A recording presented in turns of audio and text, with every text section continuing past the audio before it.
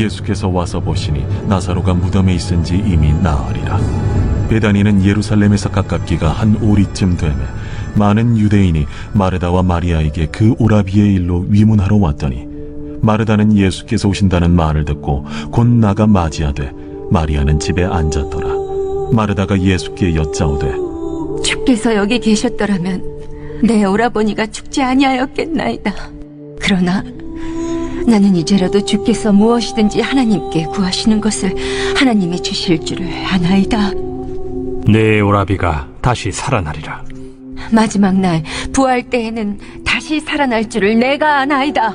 나는 부활이요 생명이니 나를 믿는 자는 죽어도 살겠고 무릇 살아서 나를 믿는 자는 영원히 죽지 아니하리니 이것을 내가 믿느냐? 주여, 그러하외다. 주는 그리스도시요 세상에 오시는 하나님의 아들이신 줄 내가 믿나이다. 이 말을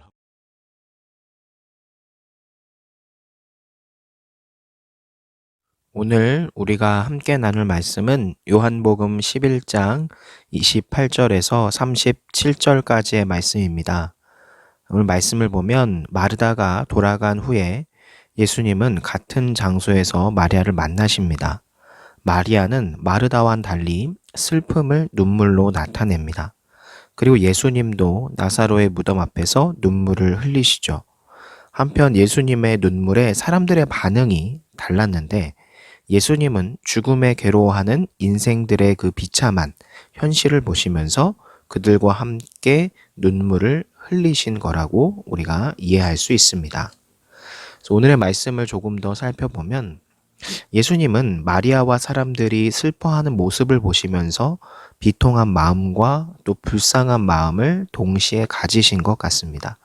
죄로 인해 죽을 수밖에 없는 그 사람들의 비참한 모습을 보시며 함께 공감하신 거죠. 그들을 향해서 왜 나를 믿지 못하고 내 앞에서 인간적인 슬픔을 보이느냐라고 야단하지 않으셨습니다.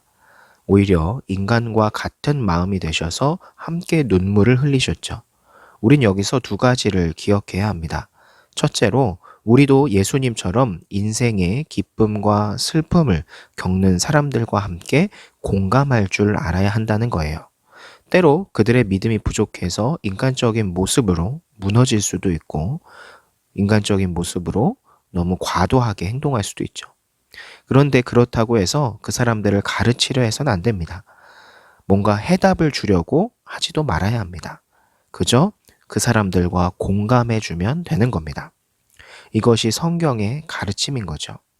공감이라는 것은 가르침보다 훨씬 더 능력 있는 위로가 됩니다.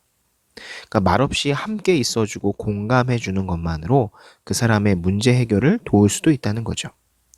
둘째로 진정한 경건은 인간적인 다정다감함을 공유한다라는 것을 기억해야 합니다.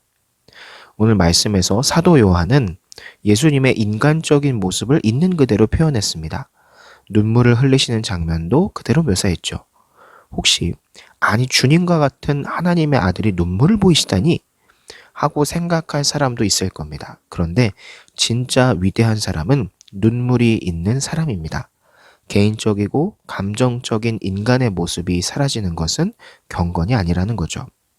진짜 믿음 있는 사람은 투사와 같이 냉정한 게 아니라 따뜻하고 다정한 사람이라는 겁니다.